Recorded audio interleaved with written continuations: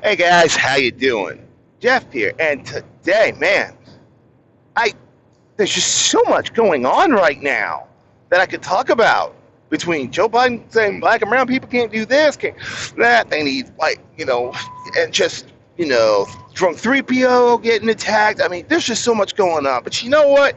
I'm gonna leave that to other people because I want to get on my own beat because I've got 300 plus hours into Cyberpunk 2077. Yes, I enjoy the game. But you know what? The more I play it and the more, I step back from all the breaking bugs. And yes, I finally have had a bug where I literally fall through the ground.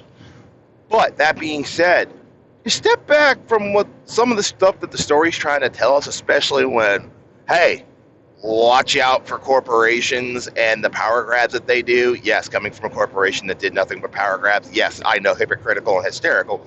But take a look at the world today and just start doing apt comparisons between Cyberpunk and the world today.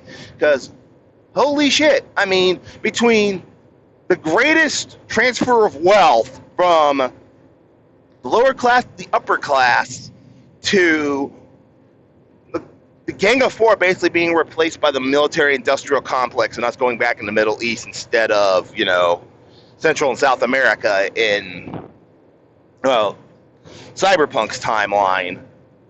I mean, granted, we don't have all the kind of technology that Cyberpunk has, but we're definitely marching towards it, and we're definitely marching towards the kind of world that Cyberpunk is putting together. Because let's stop and take a look at it. Because Styx says America is back again, and if you stop and really think about it, it's basically the corporate globalists getting back to work after the hiccup that was Donald Trump. And they're getting back to corporations are going to just become more and more powerful. The U.S. dollar is going to tank. I mean, we are literally watching the crash that Cyberpunk depicts, in the late 90s. But instead it's going to happen in the 2020s because this is just my point of view, but we're literally watching Joe Biden take us to some kind of facsimile of a world of Cyberpunk.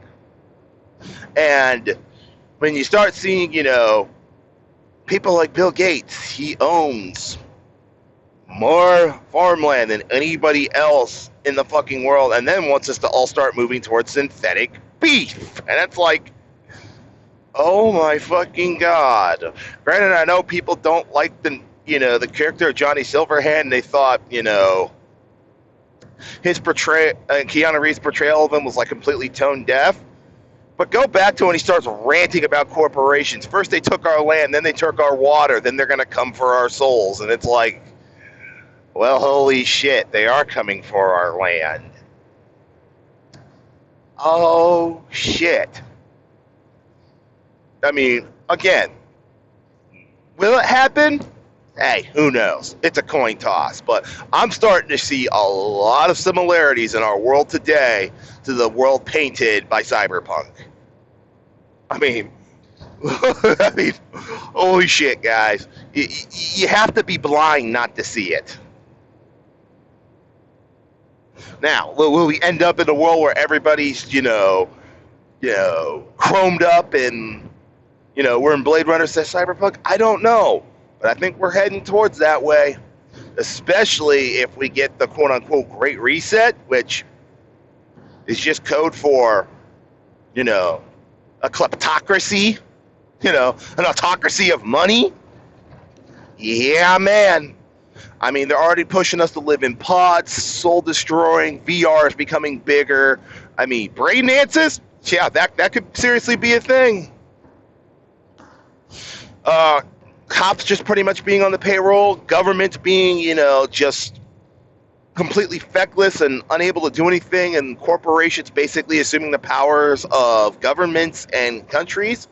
Oh, yeah. I think we're definitely heading towards a world like that. And I feel bad for my son, who was just born last year, who's 11 months old, about to turn a year old, and he's going to have to live with it. What a world we're heading towards, guys. What a world. If you haven't played Cyberpunk and you have a PC that's decent, I would suggest playing it. And yes, there are bugs. The story's okay, but just look at the world they live in. Look at the reasons why that world existed. And you can easily just start, hey, the Gang of Four, which, Mike Ponce said, yeah, you can replace that with the military-industrial complex. The wars in Central and South America, well, shit, we might just do that anyways. But you can just swap them out for wars, continuing, fighting and killing in the Middle East. And shit, the UN getting ready to put the euro dollar? Well, fuck, we have the euro, and our country just seems hell fucking bent on destroying the US dollar. all the pieces are there. Granted, they don't fit exactly the same way, but holy shit.